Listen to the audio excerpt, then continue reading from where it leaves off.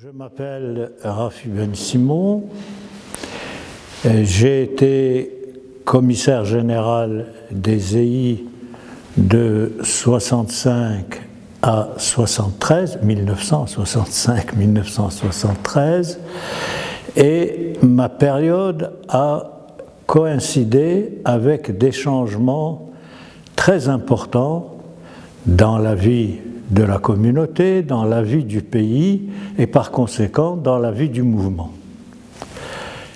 Je vais commencer par un aspect un peu surprenant qui est l'aspect administratif. Un des premiers dossiers dont je me suis occupé est la reconnaissance d'utilité publique. Pourquoi je parle de la reconnaissance d'utilité publique? Parce que avant, le mouvement était animé comme un mouvement, c'est-à-dire ce sont les chefs, selon la terminologie de l'époque, qui nommaient le commissaire général. Le commissaire général était le vrai leader, et lorsqu'on a reconnu d'utilité publique le mouvement, on est tombé dans l'aspect administratif, à savoir l'Assemblée générale, qui vote pour un conseil d'administration, lequel conseil d'administration désigne le commissaire général.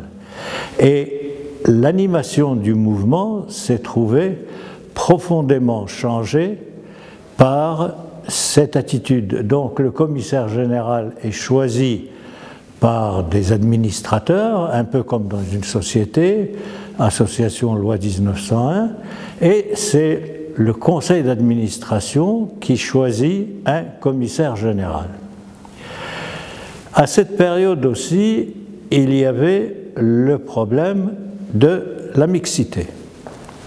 Qu'est-ce que ça veut dire le problème de la mixité? Il y avait la Fédération française des éclaireuses qui regroupait toutes les filles de France, qu'elles soient israélites, comme on disait à l'époque, protestantes, catholiques, laïques, et à un moment, ils ne s'entendaient plus, et ils ont décidé de se séparer. Et donc, aux EI, nous avons récupéré la branche féminine EI, et depuis cette date, ou un an ou deux après, on n'appelait plus le mouvement les EIF, mais les EIF, éclaireurs et éclaireuses israélites de France. Et donc, dans cette répartition, administrativement c'était simple, mais il fallait s'habituer à avoir dans les groupes locaux des filles, des garçons qui vivent ensemble, qui suivent les mêmes activités, et donc il a fallu une période d'adaptation pour intégrer dans le mouvement masculin qui était majoritaire la section féminine. Mais il faut reconnaître que la section féminine a amené dans ce mariage un panier, un cadeau qui est le chalet des Prés. Et c'était un chalet perdu dans la montagne de la Valouise, où il fallait marcher une demi-heure dans la neige pour y accéder. On y organisait des stages de ski et des séminaires d'études juives, et ça se passait très bien quelques années, jusqu'au moment où on a transformé cette montagne en villa, et on s'est retrouvé du jour au lendemain entouré de villas habitées par des personnes privées, avec une route qui donnait accès au chalet, et on avait perdu l'habitude, donc l'occasion de faire cette marche avec des sacs à dos pour arriver au chalet, et on a été obligé de le vendre parce que ça devenait impossible. Dès qu'on poussait un champ où on faisait une veillée, il y avait les voisins qui venaient dire « ça va pas, où est-ce qu'on est ?» Eux, ils avaient acheté une villa à la montagne, et nous, on avait un camp de scouts. Donc il y a eu cette partie-là. Une autre partie, c'est l'arrivée ce qu'on peut appeler des rapatriés, des Juifs d'Afrique du Nord. Il y avait aux EI des sections en Algérie, principalement, au Maroc, mais c'était déjà un peu à part, plus en Tunisie, et il y avait deux groupes très importants, qui étaient le groupe les Marocains, qui étaient bien structurés, bien organisés, et le groupe de Constantine. Et le groupe de Constantine s'était installé au hasard des affectations de l'administration, une partie à Marseille, parce que c'était tous des fonctionnaires, et une partie à Sarcelles. Et on avait donc deux groupes locaux qui avaient des habitudes différentes, et l'équipe qui était là à l'époque ne savait pas un peu trop comment les prendre, comment dialoguer avec eux, comment leur faire plaisir, comment ne pas les vexer. Et j'ai eu là, à ce moment, un rôle important puisque j'étais, disons, des deux côtés. Au Maroc, c'était quelque chose de plus important, mais plus récent. Les EI en Algérie étaient là depuis que les EI existent, et même les EI avaient fait un gros effort en envoyant des responsables sur place pour animer le mouvement.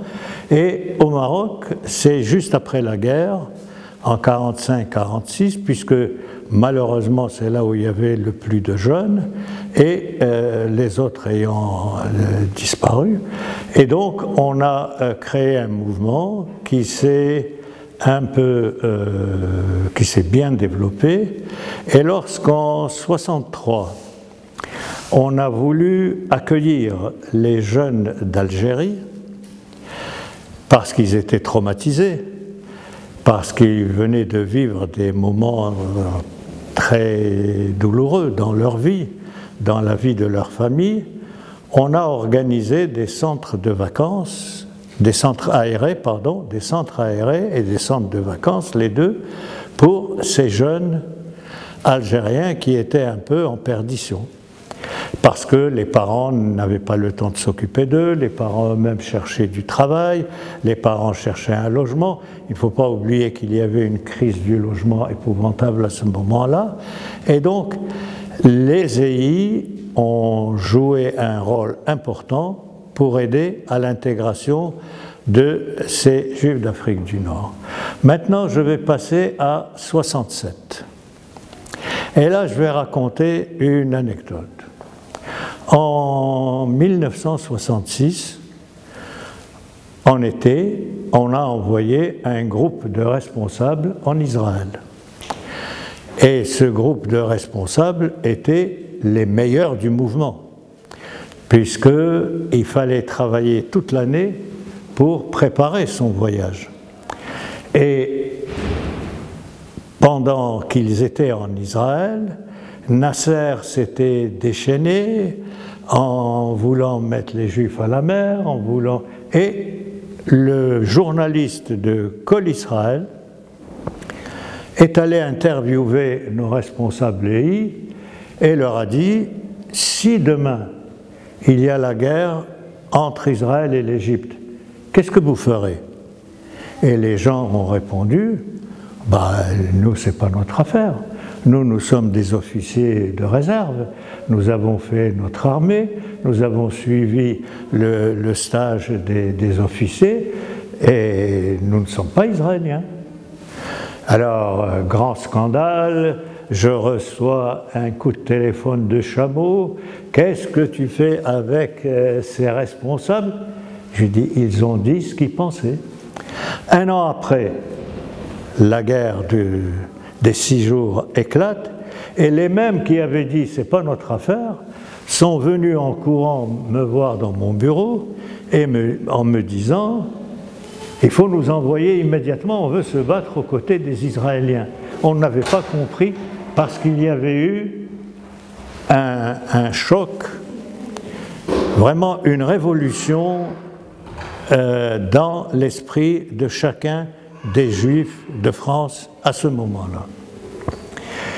Et ce local dans lequel nous nous trouvons maintenant a servi de rassemblement des militants venant de toutes parts, des mouvements chaloutsiques, des EI, et chaque fois qu'il y avait une place de libre dans un avion ou dans un bateau, on les envoyait parce qu'ils devaient remplacer les kibbutzniks qui, eux, allaient à la guerre, mais il fallait cueillir les fruits qui arrivaient à maturation, il fallait remplacer la main-d'œuvre du kibbutz. Et donc, les EI étaient parmi les premiers à se proposer pour faire ce travail. Et puis il y a eu le grand chamboulement, c'est mai 68. Alors mai 68, pour les EI, ça a été une épreuve qui nous est tombée sur la tête et qu'on n'était pas préparé à régler ça. Alors avant, on disait un chef, sans problème.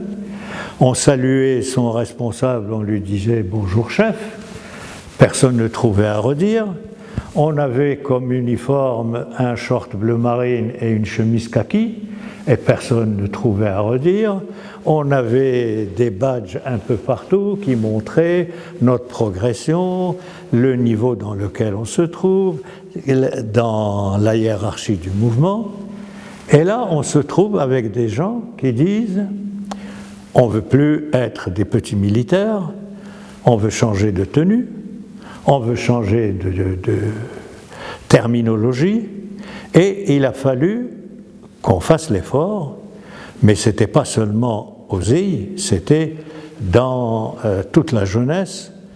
Et le fait d'avoir changé la terminologie, d'avoir changé l'uniforme, nous avait obligés aussi à changer les documents qui servaient de formation et de base des gens. Voilà donc un peu des activités qui ne sont pas directement liées au mouvement, mais qui ont influencé énormément le mouvement. Je voudrais ajouter deux aspects. En fait, je voulais passer à la dernière question et vous demander... J'ai encore deux aspects. Alors, très vite. Allez-y. Alors, le premier aspect, c'est la formation. À partir du moment où on a tout changé, il fallait former les gens d'après les nouveaux critères, d'après la nouvelle terminologie. Et on s'est employé à le faire.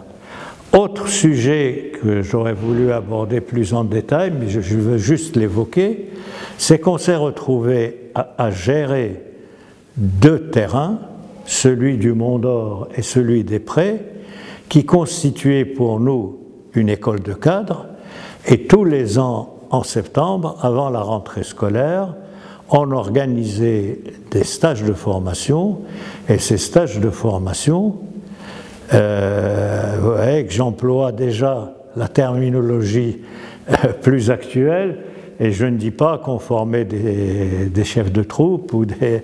Bon, et donc, il a fallu à la fois apprendre à gérer des bâtiments et en même temps faire un effort particulier pour la formation des cadres. Ok, super. Et est-ce que vous avez un message à faire passer aux jeunes générations des... Très rapidement. Mon message va être simple. Dans l'éducation, on a des idées, on veut changer des choses, mais on n'est pas sûr que ces idées, bien intentionnées, sont opérationnelles, sont valables.